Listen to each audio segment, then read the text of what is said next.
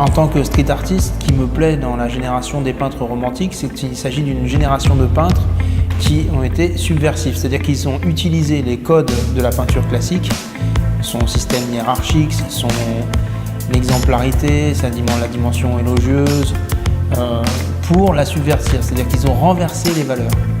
Chez Géricault, par exemple, on a un peintre qui se sert des codes de la peinture d'histoire pour désacraliser la peinture d'histoire, en prenant un fait divers, celui de l'Argus et du radeau de la Méduse, pour l'élever au rang de peinture exemplaire en faisant une allégorie de l'espoir.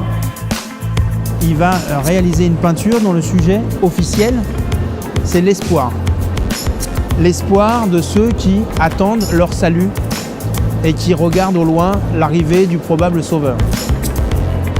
Mais ça, ce n'est qu'un prétexte, parce qu'en réalité, il va montrer les affres de l'âme humaine, la prédation, quelque part tout ce qui fait que les êtres humains sont des prédateurs potentiels les uns pour les autres.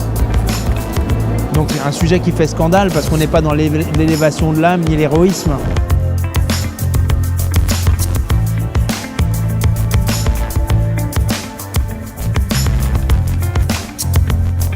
Alors cette peinture, elle a elle aussi sa postérité, puisque ne serait-ce que dans le street art, vous savez bien que Banksy, à Calais, qui est une ville qui est connue pour la question des migrants qui s'y trouvent entassés, pour chacun d'entre eux dans l'attente d'un salut qui pourrait se trouver au-delà de la Manche en Angleterre, Banksy a peint l'arado de la Méduse à Calais pour parler de la détresse des migrants, mais en transformant la frégate l'Argus en la remplaçant par un bateau de croisière.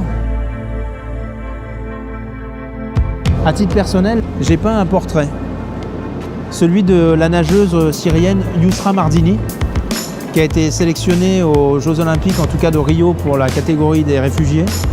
Et je l'ai peinte sur un gilet de sauvetage qui m'a été rapporté des plages de Lesbos en Grèce par un ami journaliste. Lesbos, c'est l'endroit où s'échouent tous les réfugiés qui quittent la côte turque pour rejoindre l'Union européenne. C'est la première île accessible depuis la côte turque. Et en peignant ce portrait, j'ai tenté à ma manière de rappeler comment elle et sa sœur, alors qu'elle avait 16 ans, ont tracté pendant plus de 3 heures 30 personnes sur un canot à L2 pour les emmener jusqu'à Lesbos. Et je pense que dans mon travail, c'est peut-être ce qui me rapproche le plus de ce qu'évoque le radeau de la Méduse. La détresse humaine, l'espoir et quelque part ce radeau ou ce gilet de sauvetage avec le portrait de Yousra Mardini, c'est aussi toute la dignité de l'humain qui malgré tout s'accroche.